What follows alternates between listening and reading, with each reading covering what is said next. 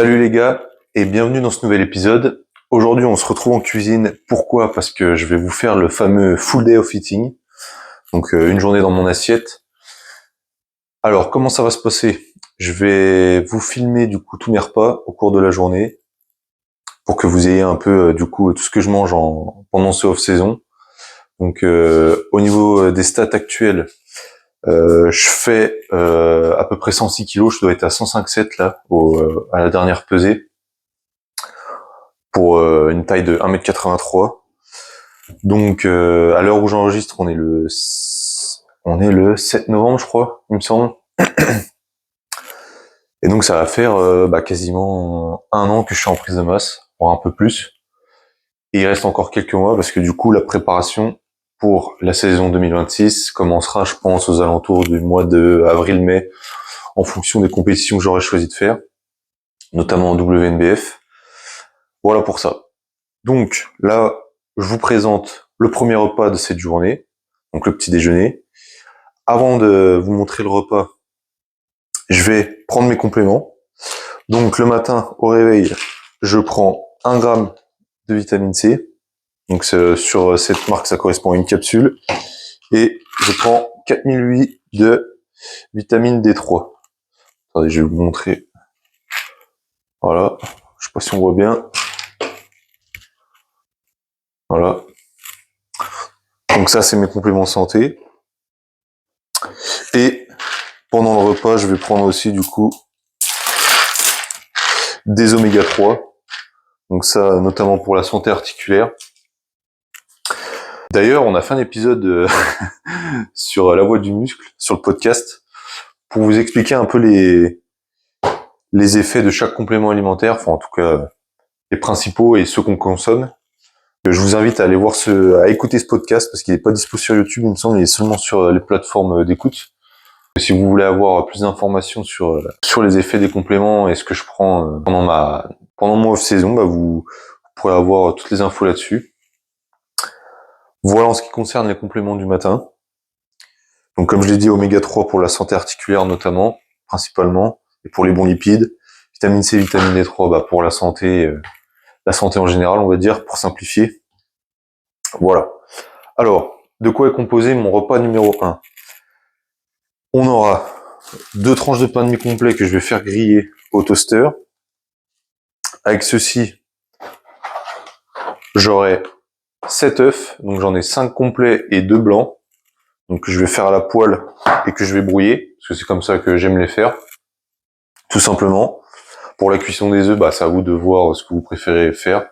Je vous conseille quand même de garder un maximum les jaunes crus du coup, et de faire cuire seulement les blancs pour garder tous les nutriments qu'on connaît au jaune d'œuf. Voilà pour les œufs. Avec ceci, j'aurai un bol de flocons d'avoine. Le flocon d'avoine, peu importe, prenez ceux que vous préférez entre guillemets, même si on sait que flocon d'avoine c'est un goût de gravier. Donc pour ce repas-ci, j'aurai 130 grammes de flocons d'avoine. Je vais mettre un peu de cannelle dessus et je vais rajouter 100 grammes de myrtilles, mais elles sont au congèle, donc je les sortirai au dernier moment. Et après, avec un peu d'eau, je mélange et voilà, ça me fait une espèce de pâte que je mange après mes œufs. Je pense que j'ai tout dit pour le repas numéro 1. Ouais, j'ai tout sorti, il me semble que j'ai rien oublié. Ah si, ouais, je mets un peu de ketchup zéro sur mes œufs. Voilà, très léger histoire de dire. Du sel aussi. Et c'est tout. Il me semble que j'ai tout dit pour le repas numéro 1, donc je vais cuire tout ça.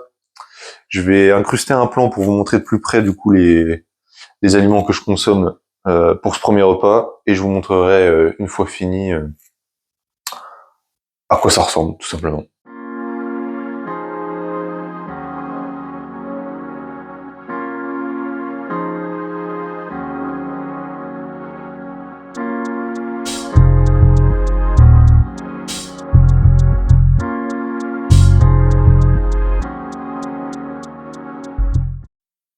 Et voilà les gars, le résultat final.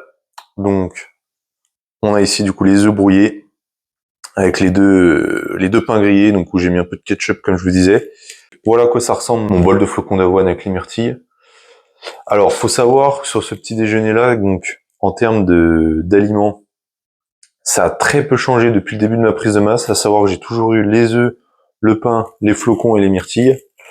Alors sur ma diète c'est fruits rouges, mais je vous conseille, et non seulement d'un point de vue de goût personnel, moi je préfère les myrtilles, mais je vous conseille aussi d'en consommer parce que ça a été prouvé aussi que il y avait plus de nutriments dans les fruits surgelés que dans certains fruits frais, notamment du coup pour le cas des myrtilles. Qu'est-ce que je voulais dire d'autre par rapport au petit-déj? Oui, au début de ma prise de masse, j'avais un demi-avocat avec mes œufs, donc qui a sauté au fur et à mesure de l'avancement de la prise de masse, mais qui a été déplacé à mon repas du coup que je prends le midi. Je vous montrerai plus tard.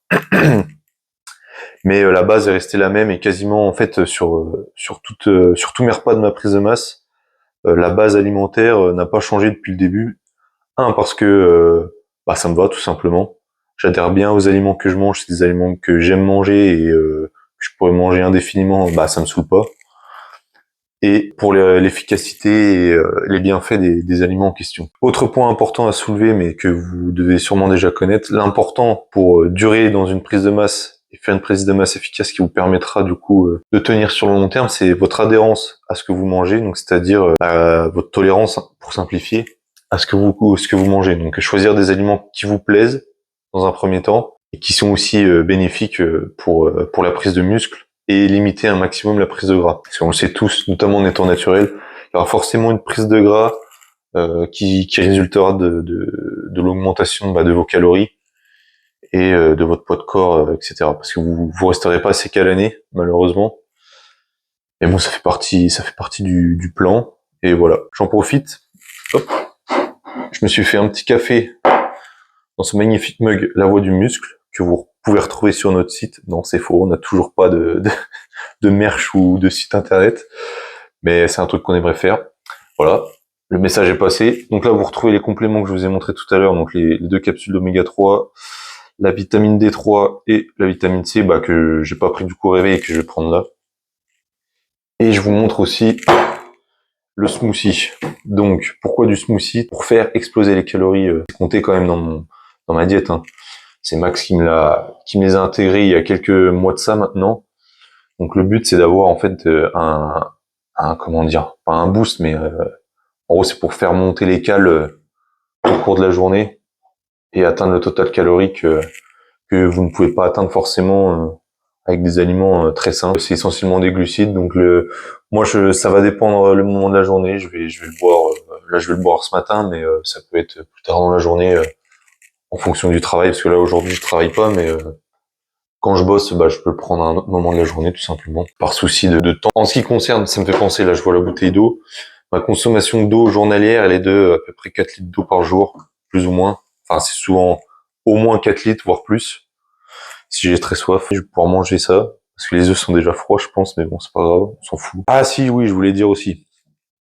Là, j'ai cuisiné ça comme ça, mais en fait, l'avantage de cette composition pour le repas 1, c'est que vous pouvez cuisiner ça comme vous voulez. Par exemple, vous pouvez faire très bien des pancakes avec les ingrédients que vous avez là. Avec des flocons d'avoine, des œufs, des myrtilles, vous faites des pancakes par exemple. Le problème, c'est les pains de mie. Pour manger les pancakes et les pains de mie à côté, c'est un peu plus chiant. Donc je trouve que c'est plus agréable de manger le pain grillé avec les œufs dessus. Voilà, ça c'est pareil, je le faisais différemment il y a quelques mois de ça en arrière.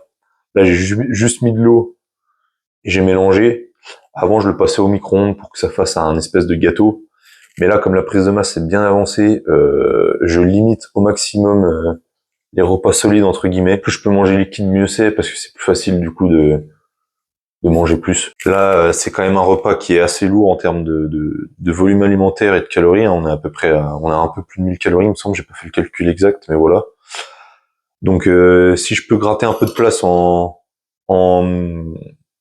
évitant de faire un gâteau avec ça, qui est assez consistant et long à manger, voilà, ça me permet aussi de gagner du temps tout simplement. C'est pour ça que je mélange juste les flocons avec de l'eau.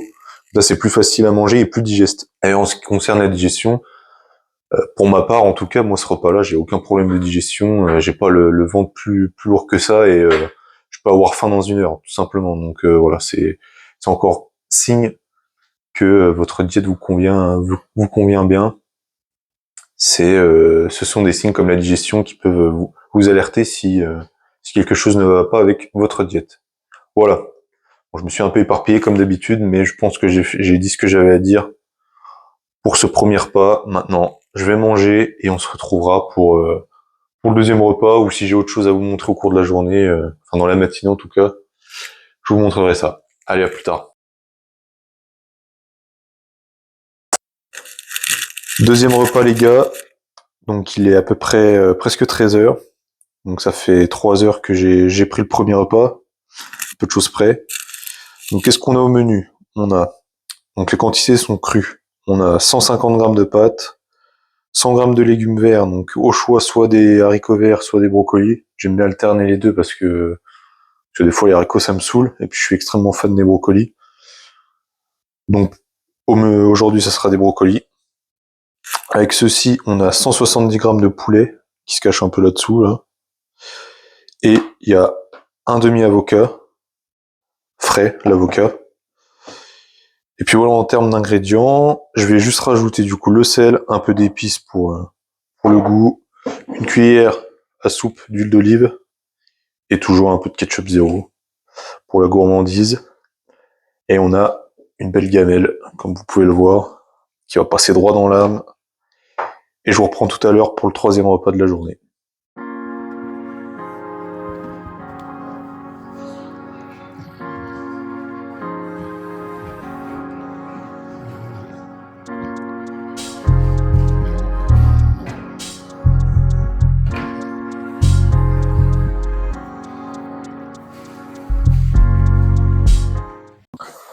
Pour ce repas-ci, donc, on aura 120 grammes de riz basmati, avec 120 grammes de lentilles et 170 grammes de viande hachée 5%. Voilà, pour ça, donc toujours avec un peu de sel. J'ai mis un peu d'épices aussi, et toujours le fameux ketchup, parce que le ketchup c'est la vie. Je vous montrerai ensuite ce que je prends avant l'entraînement, pendant et après. Donc je vais préparer juste après avoir terminé ce repas. Et moi je vous reprends dans quelques minutes. On se retrouve du coup pour préparer les repas pour la salle. Donc en guise de pré-workout, j'aurai de la crème de riz avec de la prot. Donc j'ai 80 grammes de crème de riz et 30 grammes de protéines. Donc là en ce moment j'ai celle-là en prot. Donc je choisis toujours de l'ISO. Donc bah là j'ai cette marque parce que j'avais pas ma marque habituelle. Et pour la crème de riz par contre je prends toujours la Train by JP. Donc là j'ai pris goût, c'est quoi, c'est beurre de cacahuète. Franchement 10 sur 10 le goût. En plus avec le goût bruni de la prot, bah ça fait un bon mélange. Je vous conseille sur la Train by JP, je vous conseille le goût cookie, qui est vraiment pas mal aussi. Voilà pour le pré-workout. En guise d'intra-workout, donc dans 1,5 litre d'eau, je vais mettre de la maltodextrine, donc pour la source de glucides, 10 grammes de AA, et pour la malto, il y aura 40 grammes. 40 grammes de malto, 10 grammes de AA, et il y aura 5 grammes de taurine aussi. Alors, sur mes entraînements de mes points faibles, notamment le dos et les bras, je rajoute aussi 6 grammes de citrulline. Voilà pour ma boisson d'intra-workout, et bien sûr, je mets aussi 1 gramme de sel pour apporter les nutriments aux muscles, les électrolytes, etc. Et en guise de post-workout, bah, je vais oublier de mettre la confiture dedans, mais il y aura donc 60 grammes de confiture, 150 grammes de flocons d'avoine que vous voyez un peu là, et 30 grammes de protéines encore une fois. Donc là, pour les deux, je vais mettre de l'eau et mélanger tout ça. Voilà, en guise de, comment dire, au niveau de la quantité d'eau que vous mettez pour que ce soit pour la crème de riz ou pour le tube de flocons d'avoine, ça dépend vraiment de vos goûts et de votre appréciation. Moi, la crème de riz, j'aime bien quand elle est pas trop liquide. Je pense comme beaucoup de gens. Après, moi, je la fais pas au micro-ondes, je la fais uniquement à l'eau. Alors, le mieux, c'est à l'eau chaude pour les textures, mais moi, même avec l'eau tiède ou eau froide, j'arrive à faire à peu près ce qui me plaît. Et puis pour les flocons, c'est pareil, je mets un peu d'eau au début, je vois comment ça se passe quand je mélange, et puis si je trouve que c'est trop compact, je rajoute un peu de manière à faire une bouillie un peu. Ça, enfin, c'est pas très joli à voir, mais ça passe bien, c'est bon aussi en goût. Et voilà pour les repas qui s'articulent autour de l'entraînement et qui sont les plus importants de la journée. Parce que c'est là que vous devez être le plus performant à l'entraînement, donc c'est là qu'on va essayer d'apporter le maximum de nutriments aux muscles. et d'énergie surtout. Je vais préparer ça, je vais m'équiper, après je vais aller à la salle, faire un leg day, les quads encore une fois, comme vous avez vu dans le premier épisode, mais avec 2-3 variantes, notamment pour le squat, où je vais faire du hack squat. Et puis voilà, donc je vous filme ça, et je vous filmerai du coup le dernier repas de la journée un peu plus tard dans la soirée.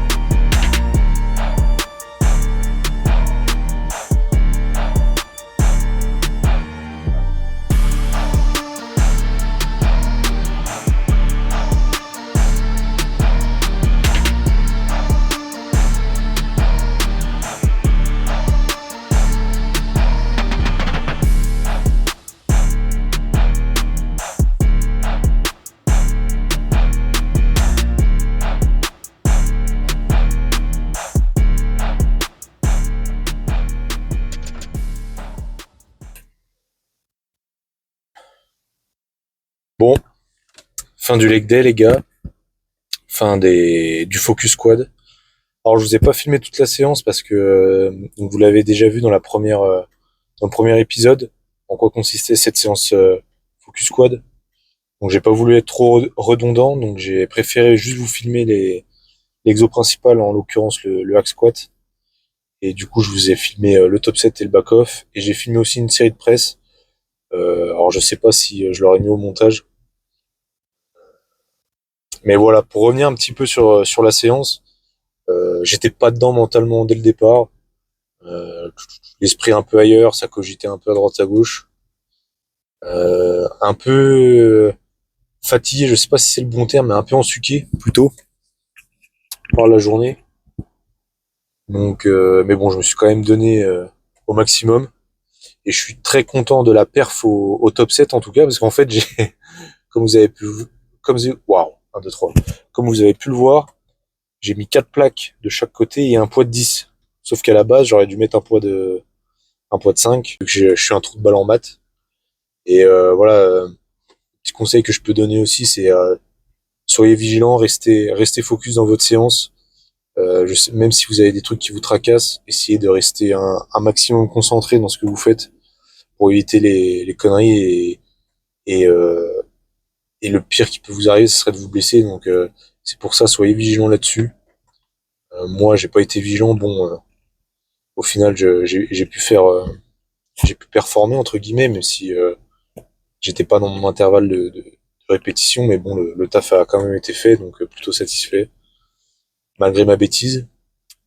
Et sinon, bon, le reste de la séance était assez mitigé aussi. J'ai terminé par 30 minutes de marche pour terminer mes pas, parce que je suis repassé sur 10 000 pas. Et puis ça doit faire 2 ou 3 semaines maintenant que Max a réintroduit les 10 000 pas, parce que j'ai fait un peu de gras sur le bas du ventre notamment.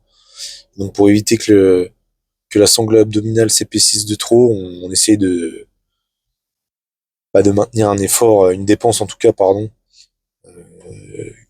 qui permet de limiter au max cette prise de gras. Et moi, c'est la zone où je stocke principalement.